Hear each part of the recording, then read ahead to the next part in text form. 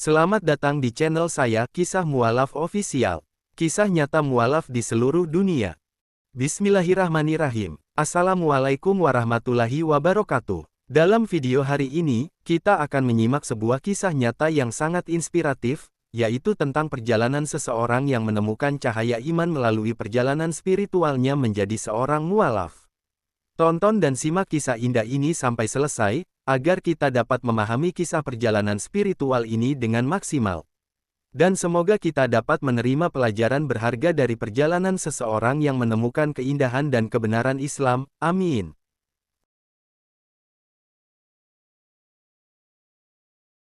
Davis lahir di tahun 1931.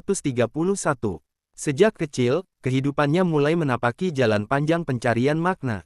Ketika berusia 6 tahun, dia mulai sekolah di lingkungan lokal, menapaki pelajaran selama 7 tahun, lalu melanjutkan sekolah lanjutan.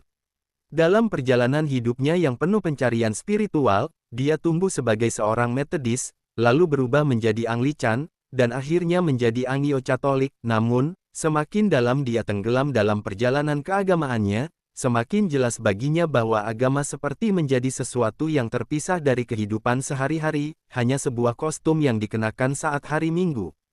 Hatinya pun mulai merasakan kekosongan. Ia menyaksikan generasi muda, termasuk banyak orang di sekitarnya, yang mulai berbalik dari kepercayaan Kristen.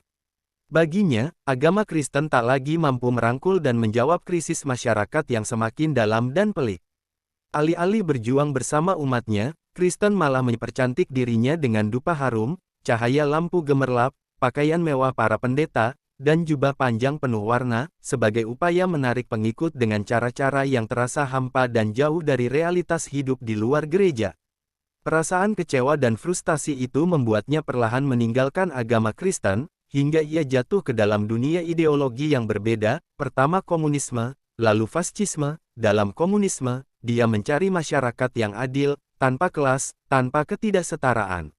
Namun, cerita yang terus-menerus tentang demokrasi baru membuka matanya bahwa komunisme hanyalah alat bagi Rusia untuk menguasai dunia. Kecewa lagi, ia berbalik ke faschisme yang menjanjikan segalanya bagi manusia, sebuah janji manis tapi beracun. Di bawah bayang-bayang faschisme, dia mencoba membungkus jiwanya dengan kebencian, membenci siapa saja yang berbeda ras dan warna kulit. Namun, pikiran-pikiran gelap tentang siksaan dan kekejaman Nazi di masa Perang Dunia II terus menghantuinya. Dalam diam, hatinya tak pernah menemukan ketenangan. Meski begitu, ia tetap berharap faschisme bisa menjadi jalan keluar segala masalah. Pada titik terendah keputusasaan itu, sebuah momen tak terduga hadir. Sebuah majalah kecil bernama Islamic Review tertangkap pandangannya di sudut buku. Ia tak tahu kenapa, namun dengan uang seadanya, ia membeli majalah itu, padahal kepercayaan yang dibahas oleh majalah itu sering dicemooh dan dianggap sesat oleh orang Kristen, komunis, dan faschis. Dengan rasa ingin tahu yang besar, ia membaca majalah itu berulang kali. Dan di sana, di halaman-halaman tersebut, ia menemukan sesuatu yang selama ini ia cari-cari, Islam, sebagai sebuah keyakinan yang menggabungkan segala kebaikan yang pernah ia temukan dalam Kristen dan komunisme. Bahkan lebih dari itu, dalam beberapa bulan, dia bertransformasi.